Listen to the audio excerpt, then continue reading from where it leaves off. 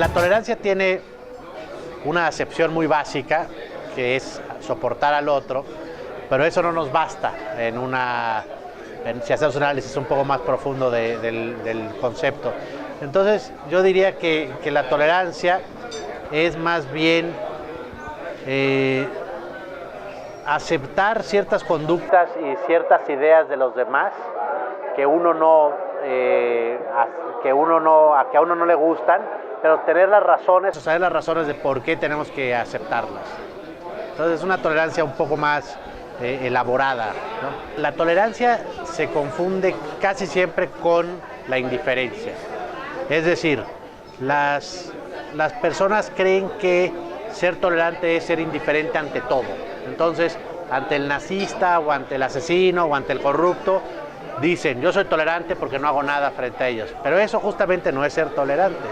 Eso es ser displicente, no interesarse por el bien público, por la vida en común.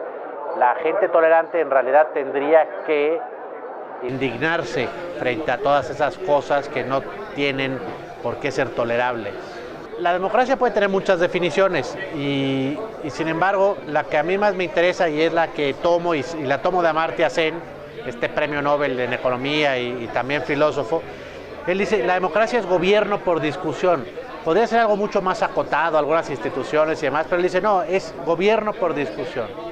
Y entonces, si la democracia es eso, la tolerancia se vuelve una de las virtudes fundamentales de la democracia, porque la discusión, la conversación entre ciudadanos requiere de ciudadanos tolerantes, que toleren las posturas de los otros para que puedan tener una discusión fructífera y ponerse de acuerdo en los proyectos comunes. Entonces, la democracia sin tolerancia es una democracia bastante débil, vacía casi. La tolerancia se vuelve fundamental.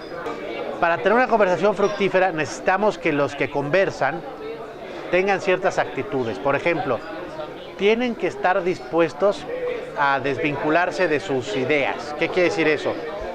Que a la hora de proponer alguna idea en la conversación o dar razones, tienen que saber que sus razones no tienen por qué ser necesariamente las mejores razones. Quizá las razones del otro que está también sentado a la mesa dentro de esa conversación son mejores. Y entonces tiene que estar dispuesto también a ser convencido por el otro. Si tus razones son mejores que las mías, yo no tengo por qué seguir necio apoyando mis razones o soportando mis razones.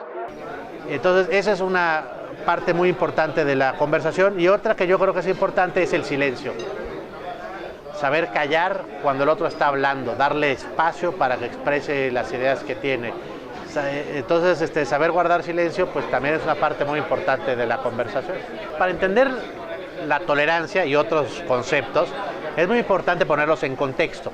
Es decir, la tolerancia así en abstracto no sé si dice muchas cosas. Entonces, en realidad tenemos que contextualizarla con la democracia y bueno, y la democracia con las partes de la democracia, ¿no? Entonces, sí trato de desmenuzar un poco cuáles pueden ser los aspectos más importantes de la democracia. Sin duda la conversación, la civilidad, la tolerancia, la razón pública, ¿no?